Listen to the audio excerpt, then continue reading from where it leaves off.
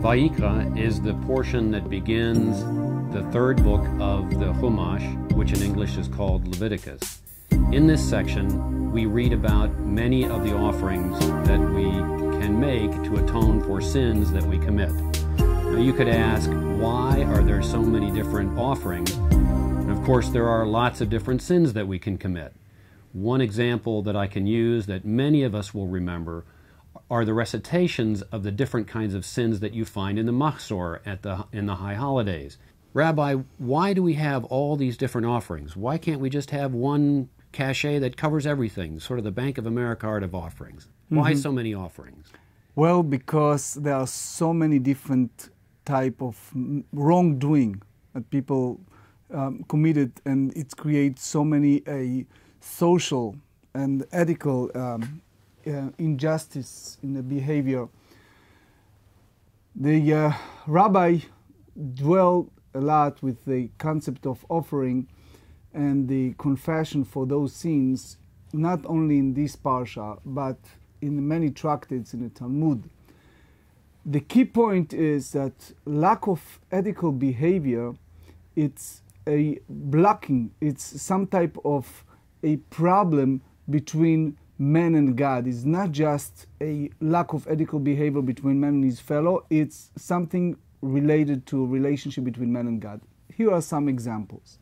Imagine if you're visiting a hospital and you need to visit someone, yet you realize that somebody else is there, and that person get the impression that you're visiting them just for them. You went to all this trouble, and they give you credit for something that you really not meant to, you're not deserved to. It's called in the rabbinical language gnevat da'at, stealing the mind of a person. Or if you and I are partner in a clothing store, and I publicize a suit for $800, and you across the street make a big sign of sale for $380. The real price is $200.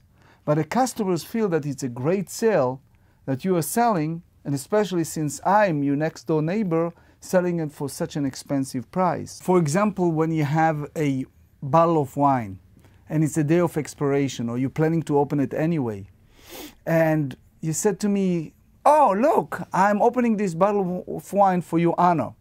Or you're entering a let's say synagogue or a social place, and you hear someone invites someone else for lunch, and you heard that, and then you enter to that area and you go to a person and says, "Can you come for lunch?" while you know that he was already invited elsewhere. So it's all under the umbrella of stealing the mind of a person. And stealing the mind of a person is considering, in that sense, sin between man and God. Sacrificial offering was part of the need after confession, after regret, to be cleansed from the past mistake and commitment for the future. We don't have that anymore. So instead, what we have, it's the HaChodesh, is the preparation for the Festival of Freedom.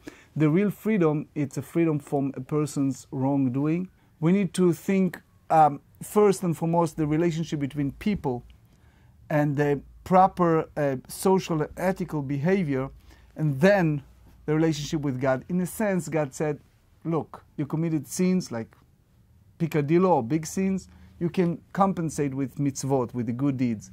But when it's come to stealing something from some people, then it's something that needs to somehow return or need to repair, and it's not in a way easy to go before God and said, all right, I'm now doing all kind of mitzvot. It's a very strong self-discipline and self-evaluation in order to transform our life to real freedom, which is the HaChodesh, the month of Nisan, the month of redemption. Rabbi, I wanted to bring you back to this concept that the Torah introduces at the end of this Parsha, which is, in God's own words, pretty much the statement that the relationship between people is actually more important than the relationship between persons and God. That somehow that's an analogy for the way He wants people to act between one another. How does that come out of this? Well, I'll be more practical in that sense. Take a situation, if you have a neighbor at 4:30 in the morning mowing his lawn and wake you up. You're supposed to wake up at 7 in the morning. So he stole your sleeping time. In that sense, God said, if the next thing the persons come before God and ask for his needs, God asks, do you know that you realize that your fellow couldn't sleep properly because it's music in the middle of the night, or it's all kind of other type of stealing. So when we're dealing with stealing mind or stealing time or stealing something from people, it's in a way a much serious and deeper level than relationship between God and people. So the concept of forgiveness, in order for a person to transform himself to freedom, to Passover, expression of a matzah, expression of a new life, a chodesh, a month of all the changes for good, he needs to have those self-evaluation, which is a confession, regret, feeling that something needs to have a better self-evaluation. So, Rabbi, that then brings us to the last part, which is known as the fourth Parshiot, and that's called HaChodesh, which is added on this time. There we talk about redemption. It's the start of the month of Nisan, the readings for the month of Nisan. God wants us to be free, ultimately. He wants us to be free. He provides us with guidance so that we have the ability to make the commitment to change. He's provided us now with a way of asking for and receiving atonement, the offerings. But how does that give us a path to the freedom, and what kind of freedom is he talking about when God mentions the freedom of being free of sin? The freedom in the Bible, it's very different than the freedom in the secular world interpretations. Freedom in the Bible, it's applied to a person's self-evaluation, the transformation from a state of exile, state of suffering, to a state of mind of real free from, in our language, from sin. We do not have sacrificial offering. So what we do have, we have this Bible, we have this text that give us a guidance for better life, for self-evaluation. One of the virtue for a person's freedom, it's a self-honesty.